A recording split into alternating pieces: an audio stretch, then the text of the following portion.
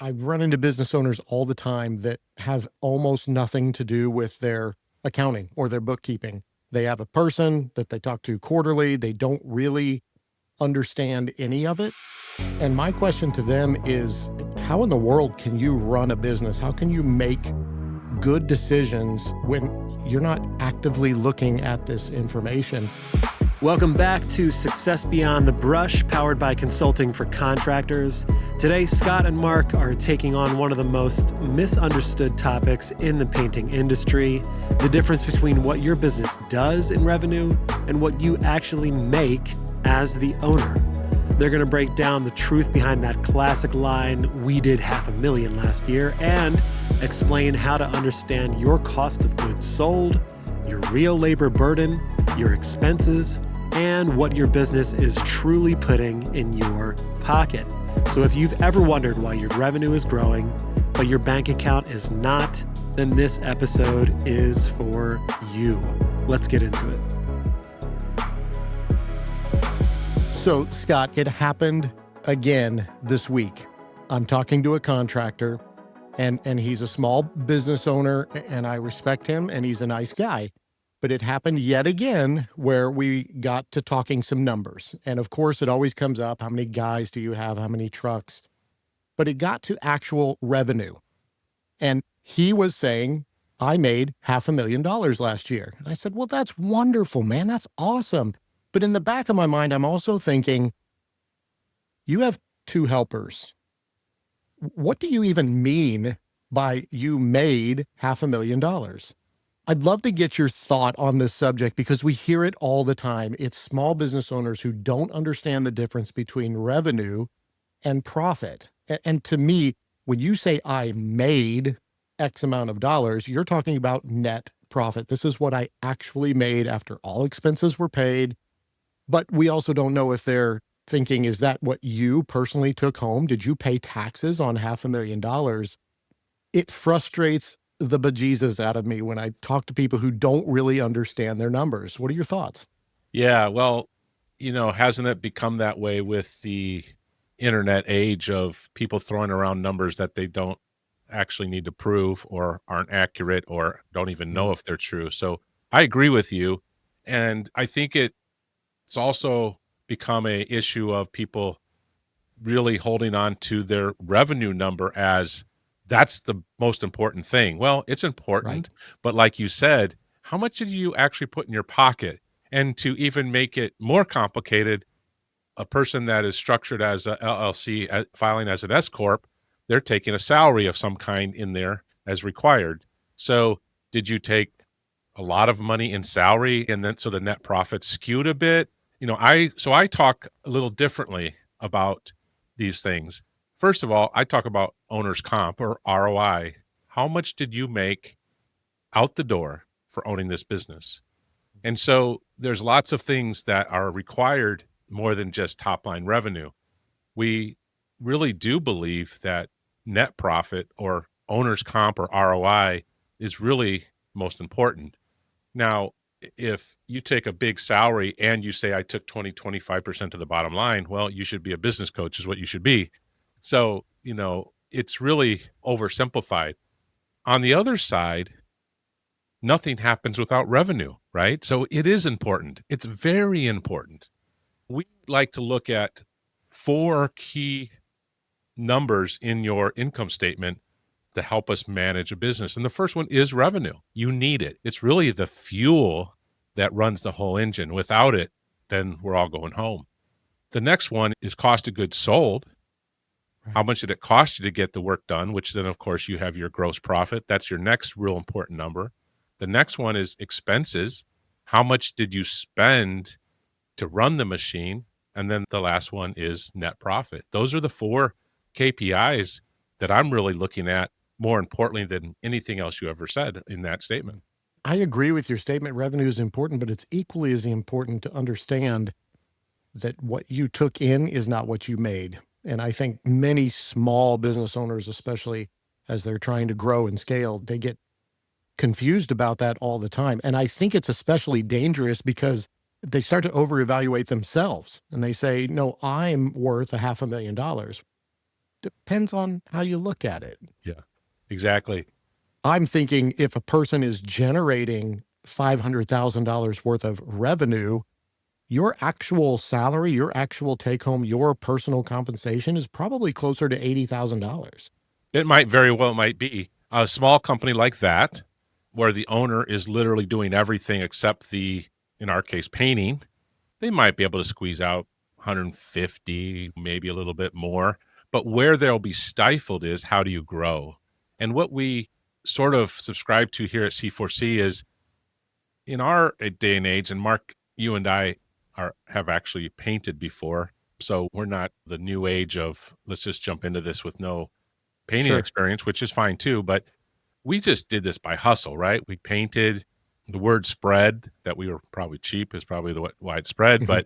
and then we hired a helper, and then we hired a second helper, then we hired more helpers, and then we stopped painting so much, and then we stopped painting altogether. But we were wearing all the hats, and we were still growing mostly by word of mouth. That's the way it happened. Then we got a little Sure. bit smart, hopefully, from something through an association of some kind or through a group, and you realized you need to raise your prices. But we always felt that you could probably get to around, say, $750,000 just with hustle, and that there wasn't a lot of money left over to hire people until about then.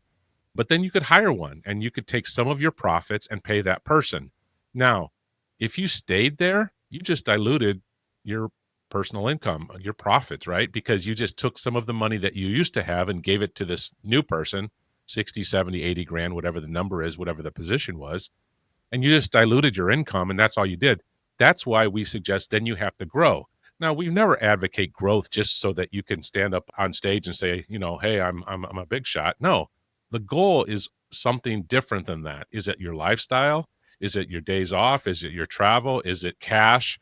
But eventually, if you're not growing, you're probably shrinking. So the idea of at 750 going ahead and grabbing an overhead position, an office manager, a project manager, or even an estimator, if you don't prefer to be the estimator, we think you need to blast through what we call Death Valley to 1.2, 1.25 just to get on the other side of it. Otherwise, you're going to stall out and you might die in Death Valley because your expenses are going to start rising, right? And we know that by our experience, and we know how it measures out. It's another reason why at C4C we always talk about break even. And break even isn't just to get to zero. Break even includes what's the owner's draw that you're expecting or demanding from this company? What's the debt payment that you have because you have vehicles or some kind of loan or something? After you pay those, then you might have zero. That would be your break even. So this idea of what does it take to get you to your personal financial goals, that's as critical as anything. Now, if you can do that at 500,000, so be it. But most people, it's not going to work. You're going to have to get much bigger than that in order to meet your financial goals and your lifestyle goals as well. And so, from what you just said, going back to my friend at the beginning, who doesn't really understand his numbers, so he has a lack of knowledge or understanding about what he means by I made $500,000. It sounds like he doesn't really understand his expenses. He doesn't know what he's spending and likely is going to continue to spend more as he scales up even higher and gets busier. Yes. So even before expenses, I see a lot of people don't exactly have a well-defined chart of accounts and they don't know what their cost of goods sold, or it's not accurate. So cost of goods sold are the things that you spend money on for one job and one job only. Now there's some variances here. We see people put some things like commissions, which would be reasonable if you wanted to, and even variable expenses like field vehicles and et cetera. In the simplest form, I think of cost of goods sold as labor, the cost of that labor in benefits and taxes, insurance, the subcontractors that you may need to do that work, all the materials, of course, and Materials, right? any equipment you need to rent. And even I would think it would be safe to put in small tools and equipment, stuff that you Mm, buy for those projects. That sure. would be the bulk of what I would consider a good cost of goods sold. Now, the other thing that people that have employees, W-2 employees, this word burden gets thrown around. And I think a lot of people don't capture the burden. So just the same, if I paid someone $25 an hour, you think that's how much it costs. Well, no, it didn't cost you $25 an hour. It cost you much more than that, depending on your burden or your benefits load. So if you pay, Mhm. of course, we all pay half of the Medicare Social Security. There's some small component of unemployment insurance, both federal and state. Then we pay work comp insurance, we pay liability insurance. You might have some insurance like health insurance, you might have a retirement plan, you might have PTO, you might pay holidays, on and on and on and on, right? In addition, there might be some other unproductive time, like we do training, a lot of training, right? So we pay them for training, but we don't bill that to a job. So all these things add up so that $25 an hour you pay that person might cost you 30. Well, that's Mm. $5 more than you realized. So understanding that burden's really critical in your job costing. Now, I find a lot of people don't do very accurate job costing either. They say, well, I charged 10 grand and we had a little of this, a little of that, and I made 50%. I'm like, I don't know. Could you prove that? And they're like, no, actually I can't. So having that data really clear, and we do that through our bookkeeping system and our bookkeeping partner, right? Bookkeeping helps our clients have really accurate numbers where they can get that very clearly. So that's the first component. Now we have the gross profit.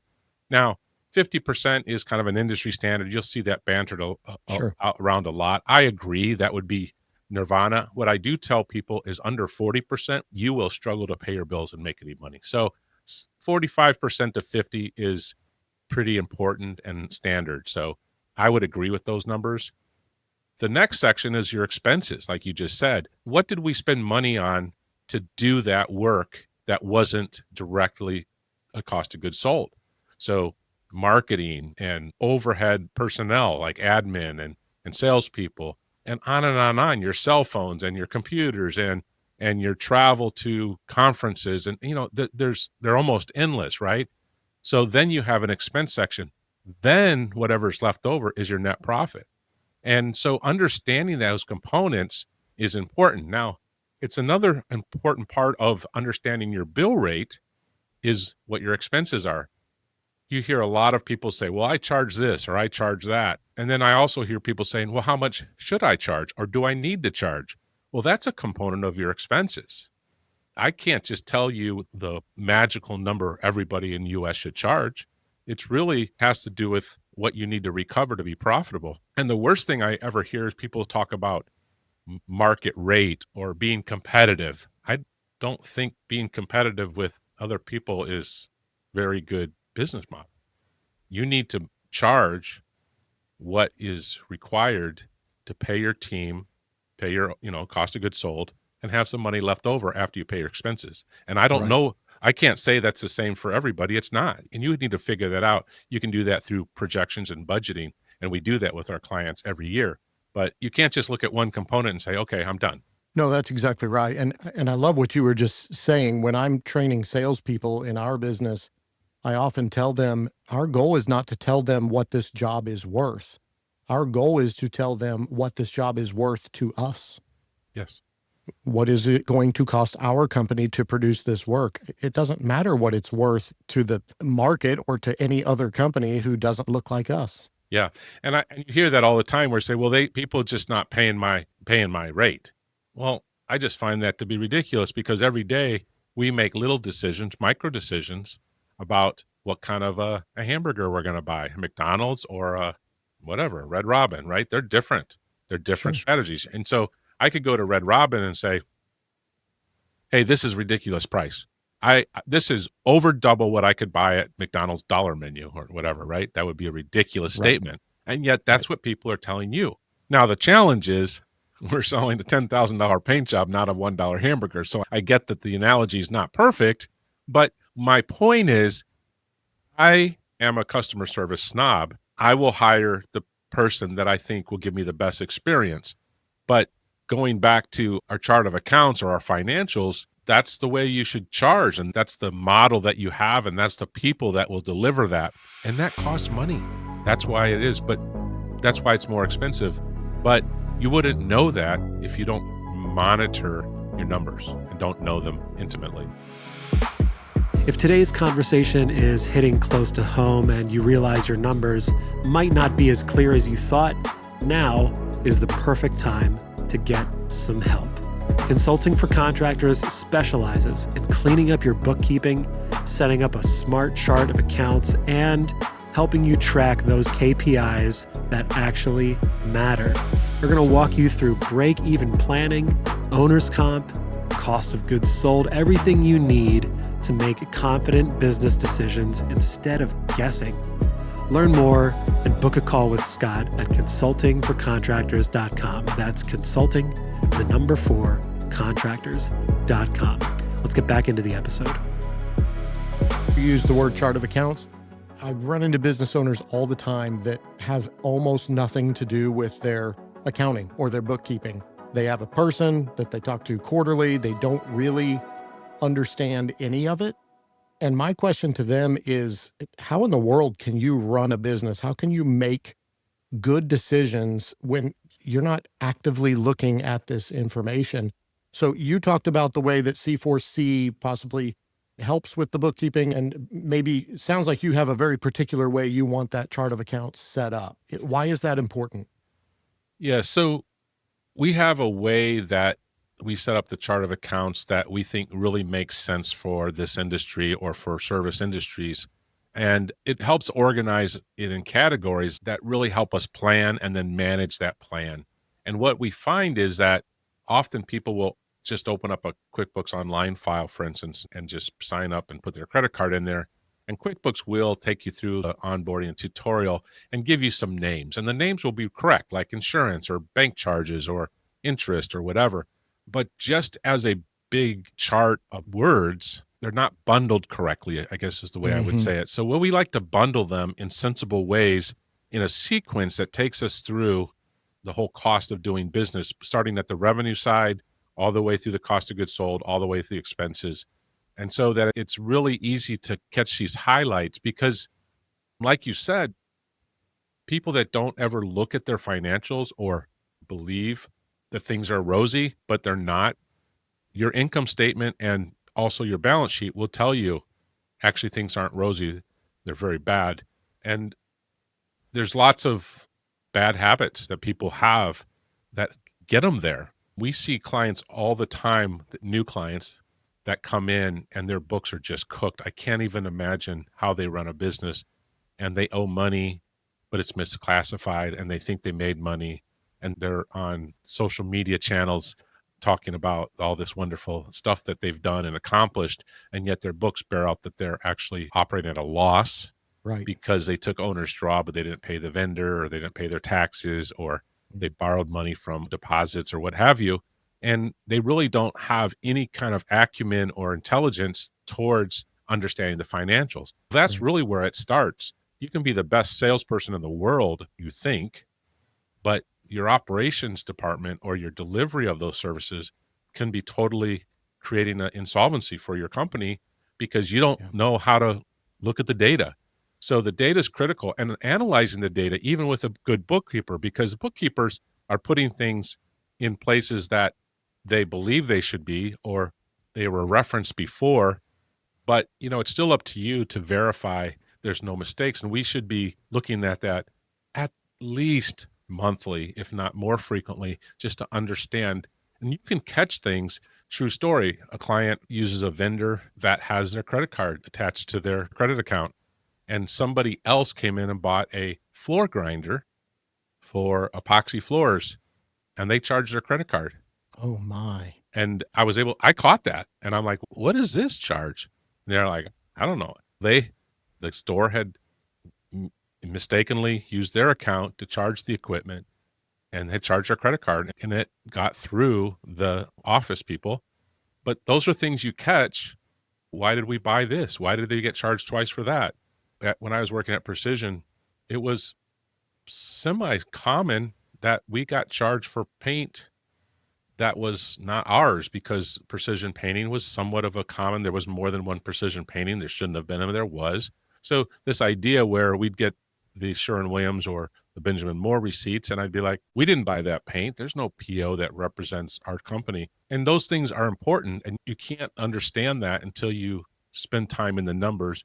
And it's going to be hard to find if your numbers aren't organized and clean and precise. Yeah, and small business has always been dangerous in that way that you can play that shell game for quite a while with cash flow, and I can move this money to pay that and that money to pay that. Eventually it runs out, but that could be a year and a half worth of damage if you don't truly understand your actual profitability. Harkening back to what you said earlier, I just want to make sure our listeners are clear. You were saying gross profit then is our total revenue minus our cost of goods sold, and that gives us our gross profit.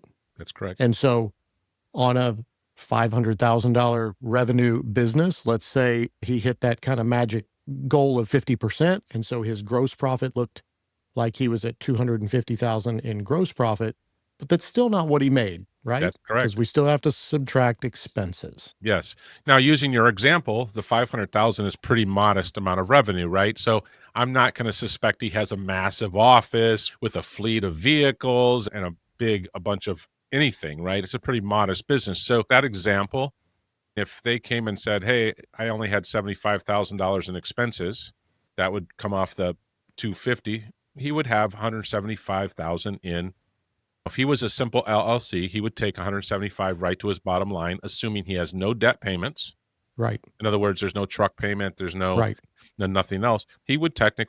That person would technically have 175,000 in net profit. If you're Right. a LLC filing as a subchapter S, you have to take a paycheck out of that. So let's say he took $100,000 in pay, then he would have 75 to the bottom line because now his expenses would be 175, not 75, because his salary is an expense. Right. So that's why I'm not very impressed when I see people bragging about what I made, like you're saying. I want to see, what did the owner take home? What was the Sure. ROI for this business? And it sure as heck better not be the number like 80,000, like you said, because there's a lot of risk. And if you want to make 80,000, you could probably just go be a painter in a lot of places without Right. any risks. Knowing those numbers are important. Now, it's okay to not be making bank in a growth phase, because most companies in a growth phase, how do you fund growth? There's only two ways, really. You're going to fund it out of retained earnings, cash that you have in the bank that you didn't remove from the company, or you're going to finance it with debt. Like you're going to go get a loan to grow your company. Those are really the two ways. Yes, you could bootstrap it and do it through cash flow, but most people are going to invest retained earnings or cash into growing their business. And if you don't have any there, then you can't. So that's one of the benefits of having cash in your bank. And it's not uncommon for us to see $200,000, $300,000, $400,000 in the bank with clients, because that gives them some flexibility to do things as they want to do things and invest in places. And they live on an amount that's comfortable but not extravagant, and they leave money in the business for growth. So it's okay if you want to take debt. I don't really care, whatever you're comfortable with. If you have a line of credit or you go get a term loan or whatever you want to do, you want to grow with debt, do it. I don't care. But that's the only way you're going to do it, either through retained earnings or through debt, right? So let's continue with the analogy. I'll put myself in that place. I'm a young hustler. I'm making my business's revenue is about $500,000. Probably got three and a half, maybe four guys working for me. Let's say I want to take home more money. My wife comes to me and says, we need to make more money. So one of the common ways that people think, how do I make more money out of the existing business? And they think, aha, I will simply cut my expenses. What do you think about that strategy for taking more money out of the business? I'm just going to cut my costs. Yeah, man, I've had this conversation a lot lately because the economy has been a little frustrating, hasn't it?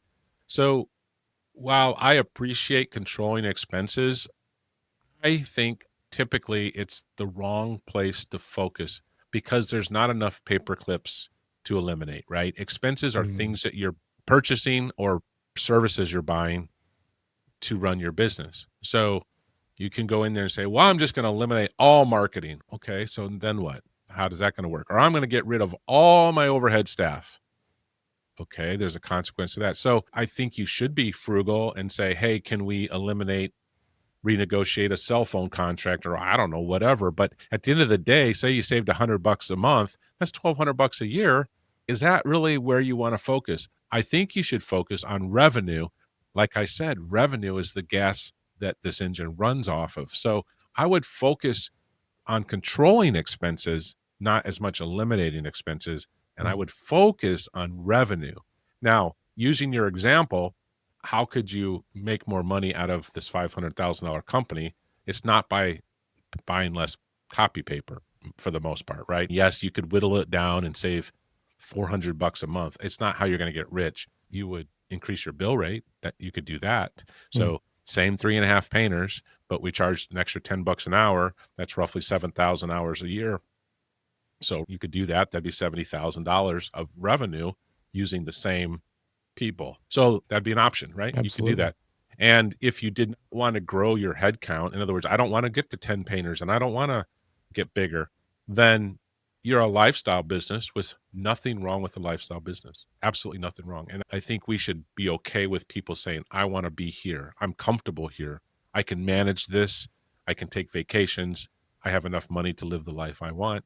So I don't think everybody should be required to be a $10 million company. It's not necessary. But if you have enough work or too much work and you don't want to grow your head count, then you just keep pushing your bill rate. And then it will be equilibrium where you're going to get more people saying no, and then you're going to have to just manage that. And you can use dynamic pricing in that moment where, hey, when we get really busy, I'm going to raise my prices. When we get a little bit slower, I'm going to lower my prices. But always staying within enough margin to do what we talked about before in this session, which is proper cost of goods sold, which gives us the gross profit and expenses. From there, though, it's about hitting numbers, because this is really why I'm data driven. Is people say, I want to double next year. That sounds fantastic. How are you going to do that? So what did you do this year? Did you only do half the bids when the phone rang? No, I did every bid. The phone rang and I did every bid. Okay. And did you use half the painters you had available? No, I used all the painters I had. Okay. So how would you double? You need the phone to ring twice as many times. You need twice as many painters or subcontractors. So that's a pretty big statement. Now, if I was a $200,000 company and wanted to double, I could do that with you pretty easily. But if you're at $1.5 million and want to go to 3, it's going to be a pretty tough jump. So this idea of ramping up and understanding your numbers and what your revenue numbers should be per month, for the most part, we just need to manage our downline, right? We're probably not going to be like, oh, shoot, did we buy way too much copy paper this month? No, it's just not going to happen. Maybe in our marketing, maybe we hired too much staff. That's where planning comes into play. But the focus of what does it take to grow our revenue line and how to do it in a calculated way with a runway that makes sense. You can't say, hey, I'm going to double in January because it's January 1st. No, maybe we can bump up January 5%, then February 10%, and then on and on. And maybe by the end of December, we've grown 30, 40%. Maybe in 2 years we can double. That would be more sensible, right? Mm-hmm. But this idea of how are you going to just double because that sounds great, and I heard it on some podcast, or some influencer or marketing company said, I can get you more leads. I promise. Just throw a crap load of money at me. It just doesn't make sense, because even if they could get you more leads and you could sell more jobs, I doubt you could get them done. Quite frankly, that whole strategy falls apart if you don't have a good plan.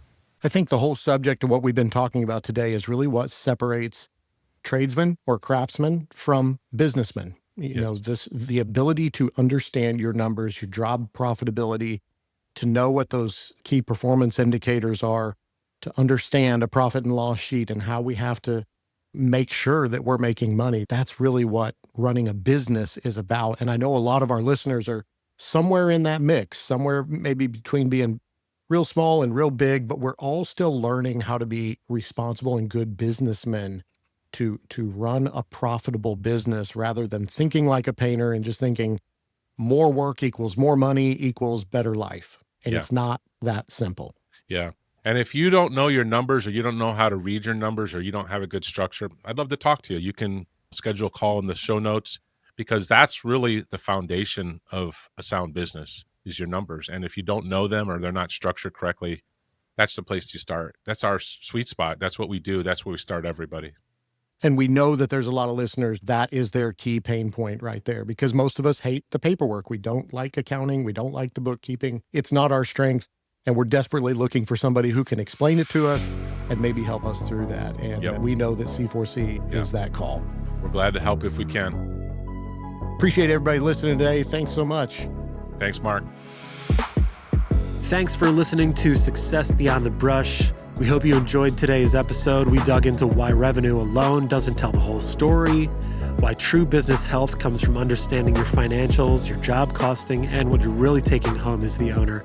If you want help getting your books organized, dialing in your numbers, or building a more predictable and profitable business, please visit consultingforcontractors.com. That's consulting, the number 4, contractors.com. Be sure to follow the show and share this episode with another contractor who might need to hear it. We'll see you again next time.